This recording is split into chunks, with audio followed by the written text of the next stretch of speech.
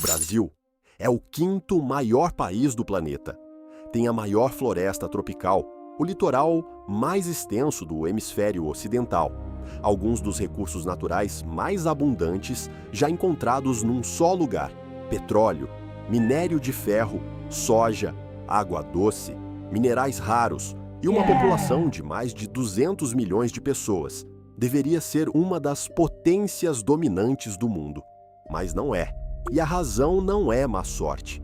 A história do Brasil é um mistério geopolítico escondido à vista de todos. Um país tão grande, tão rico, tão bem posicionado estrategicamente, que nunca chegou a decolar de verdade. Não porque foi destruído, mas porque foi sistematicamente impedido de se tornar o que poderia ter sido.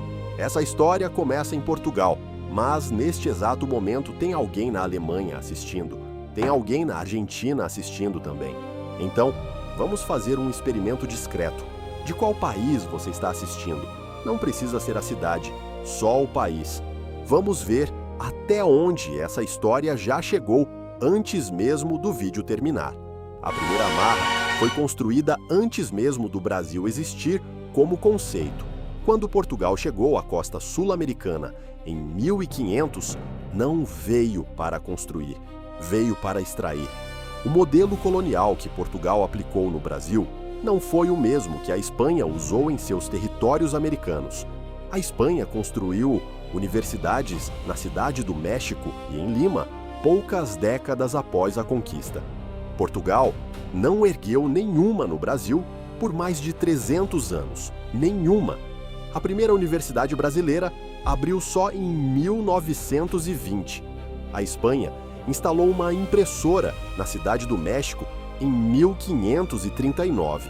Portugal proibiu impressoras no Brasil por completo. Livros eram vetados. A economia colonial foi desenhada para produzir matéria-prima para Portugal e importar produtos manufaturados de lá, não para educar, industrializar ou desenvolver qualquer coisa que tornasse o Brasil autossuficiente. A lógica era deliberada. Uma colônia que não sabe ler, não imprime, não se educa, não consegue se organizar politicamente.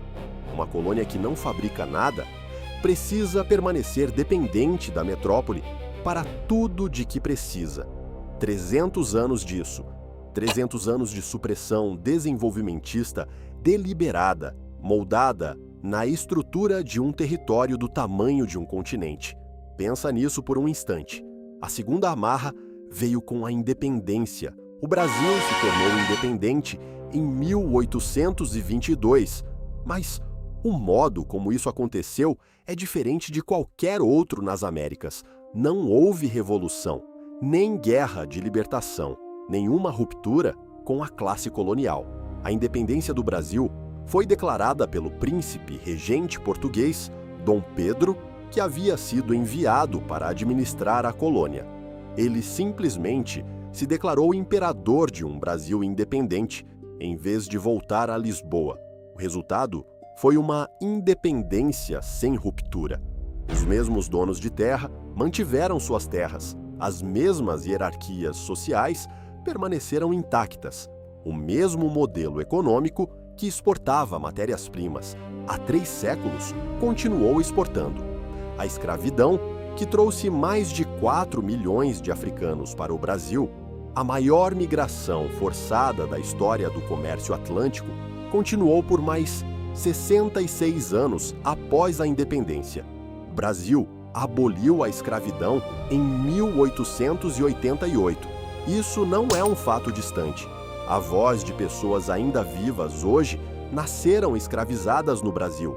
As consequências econômicas dessa abolição tardia são mensuráveis.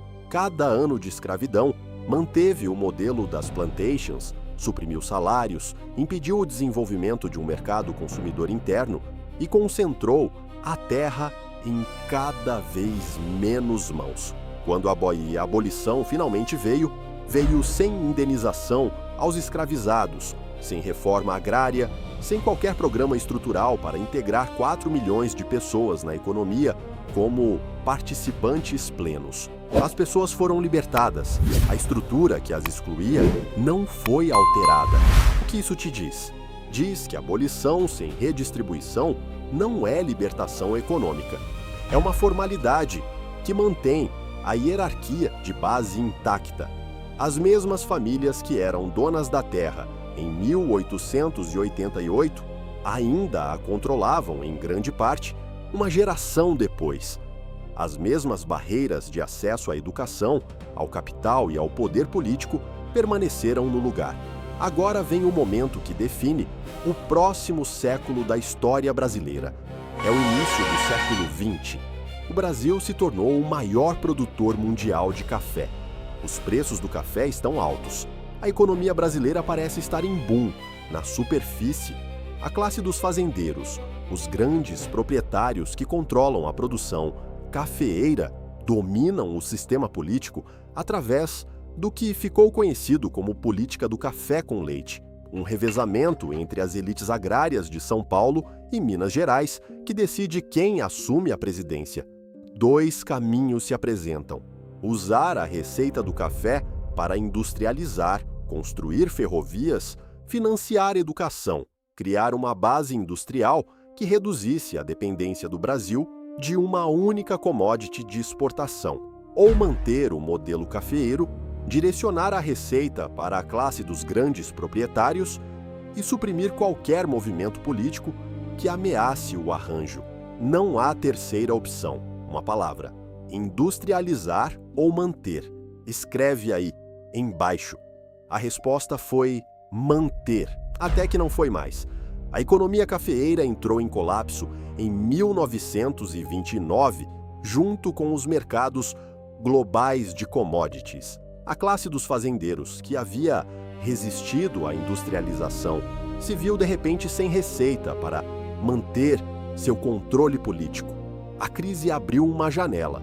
Getúlio Vargas a aproveitou na Revolução de 1930, pondo fim à República Velha e iniciando um período de industrialização liderada pelo Estado. Vargas fez algo que nenhum governo brasileiro havia feito antes. Investiu em siderúrgicas, em refinarias de petróleo, numa política industrial nacional que tentou construir a capacidade manufatureira que 3 séculos de extração colonial haviam impedido. Os resultados foram reais. A produção industrial brasileira cresceu dramaticamente. São Paulo se tornou uma das cidades industriais que mais cresciam no mundo.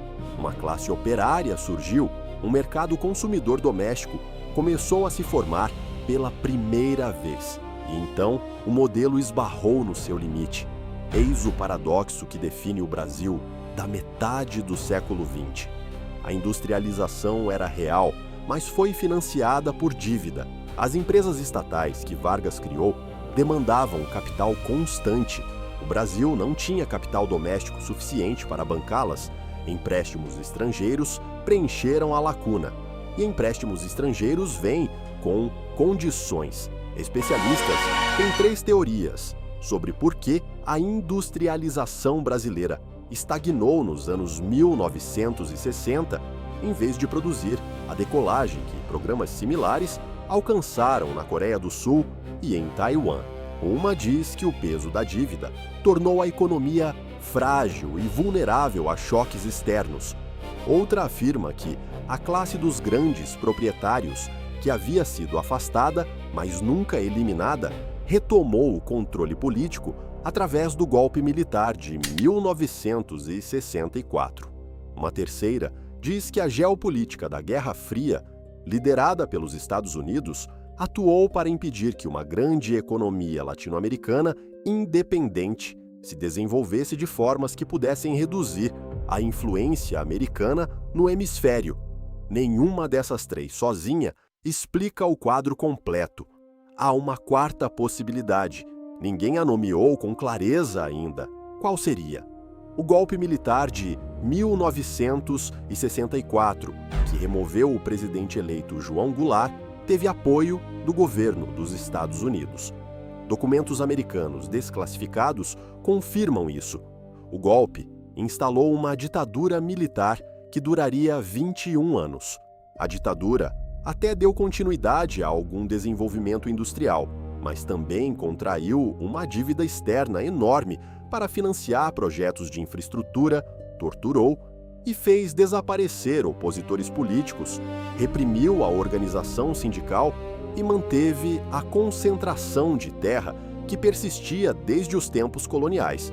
Quando a democracia voltou em 1985, o Brasil herdou tanto a capacidade industrial construída pela ditadura quanto a dívida que ela acumulou. A dívida desencadeou hiperinflação. A inflação mensal no Brasil chegou a 50% no início dos anos 1990. 50% ao mês. A moeda ficava quase sem valor mais rápido do que as pessoas conseguiam gastá-la. Tudo aponta para um país à beira do colapso econômico terminal. Hiperinflação, crise da dívida, um sistema político mal funcionando depois de décadas de regime militar. Mas alguma coisa não encaixa. O que acontece depois? O Brasil entra em colapso prolongado ou se estabiliza e cresce? Uma palavra: colapso ou estabiliza. Depois continua assistindo. Estabiliza, contra expectativas significativas. O Plano Real de 1994 acabou com a hiperinflação ao criar uma nova moeda, o real, e ancorá-la a um conjunto complexo de controles fiscais que quebraram o ciclo inflacionário. Funcionou. A inflação mensal caiu de mais de 40% para menos de 2% em um ano. A estabilização criou as condições para os anos Lula, de 2003 a 2010, quando o Brasil experimentou um crescimento econômico genuíno e amplo pela primeira vez na sua história. As taxas de pobreza caíram drasticamente. Uma classe média emergiu em escala. O Brasil se tornou uma das economias emergentes mais comentadas do mundo. Por um breve momento, o acrônimo BRICS realmente pareceu significar algo para o Brasil. Depois, os preços das commodities caíram. E as fraquezas estruturais, que nunca haviam sido corrigidas, se reafirmaram. A terra ainda está concentrada. O Brasil tem uma das maiores taxas de desigualdade fundiária do mundo, herança direta do modelo das plantations, que é anterior à independência. O sistema educacional permanece estratificado, com escolas privadas extraordinárias para os ricos e escolas públicas cronicamente subfinanciadas para todos os demais. O sistema tributário é regressivo, pesando mais sobre o consumo do que sobre riqueza ou propriedade. O sistema político é fragmentado a ponto da disfuncionalidade, com dezenas de partidos exigindo formação constante de coalizões que premiam a política transacional em vez da coerência de políticas públicas. Isso não é acidente. É sedimento acumulado de 300 anos de subdesenvolvimento colonial deliberado, seguido de 66 anos de escravidão mantida além do prazo, seguido por um sistema político desenhado pela mesma classe que se beneficiou de ambos. Historiadores ainda debatem o que teria mudado a trajetória do Brasil de forma mais decisiva. Uma interpretação diz que uma reforma agrária, no momento da abolição, em 1888, teria criado a classe média rural e o mercado interno que todo industrializador bem-sucedido precisou. Outra diz que o apoio americano ao golpe de 1964 foi a ruptura decisiva, removendo um governo democrático que tentava uma reforma estrutural justamente quando as condições para ela eram mais favoráveis.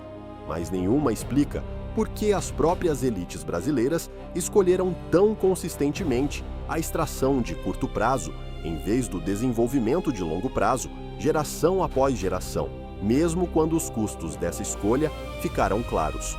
Qual é a sua teoria? Fico curioso com o que você pensa. Escreve aí embaixo. O Brasil hoje não é um estado falido. Tem a 9ª maior economia do mundo, por algumas medidas. Tem universidades de verdade, indústria de verdade, cidades de complexidade e energia impressionantes. Produziu música que mudou o mundo e arquitetura que redefiniu o que as cidades podem ser. Tem uma democracia que sobreviveu a testes de estresse genuínos, mas nunca fechou a distância entre o que é e o que poderia ser. Essa distância não é natural, foi construída ao longo de séculos por um conjunto específico de escolhas feitas por pessoas específicas por razões específicas. Algumas dessas pessoas estavam em Lisboa, outras em Washington, muitas no Rio, em São Paulo e em Brasília. O país nunca foi quebrado, foi impedido de ser inteiro.